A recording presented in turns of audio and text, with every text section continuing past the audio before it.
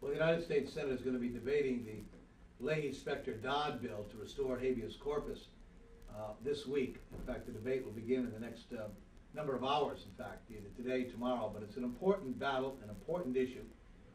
Habeas, as most of you know, is one of the most fundamental rights, predates the Constitution of the United States, goes back to the Magna Carta. The basic idea that you can't be held indefinitely without knowing what you've been charged with and have a right to defend yourself. It's a basic principle of law and the rule of law. It's also about our security. I am really angry about this notion that you have to make a choice between being more secure or giving and to have to give up rights. I think that's a false choice.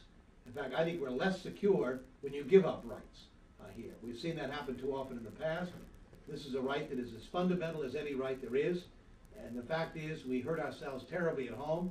We lose our advantage internationally by shying away from internationally held principles of law, ones that we've articulated and argued for decades, going back to the Nuremberg trials, which the United States insisted upon.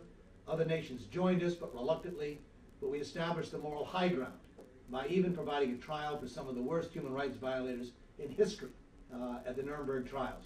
Today you mention Nuremberg and it conjures up a moment of high moral authority by the United States. Say the words Abu Ghraib and Guantanamo and ask what the world reacts to or how Americans react to it.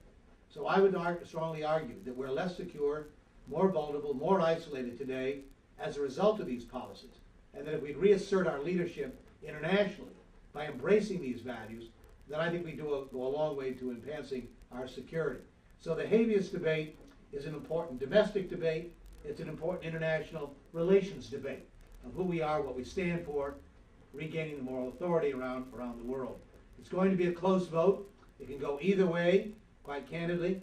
So we'd ask you to sign on as a co-sponsor to Habeas Corpus Restoration Act. And I urge you to contact senators from your states and ask them to be supporting the Leahy-Specter Dodd bill on habeas corpus. And you can do all of this at restorehabeas.org. Thanks for listening, and let's get involved in this one. It's a big deal.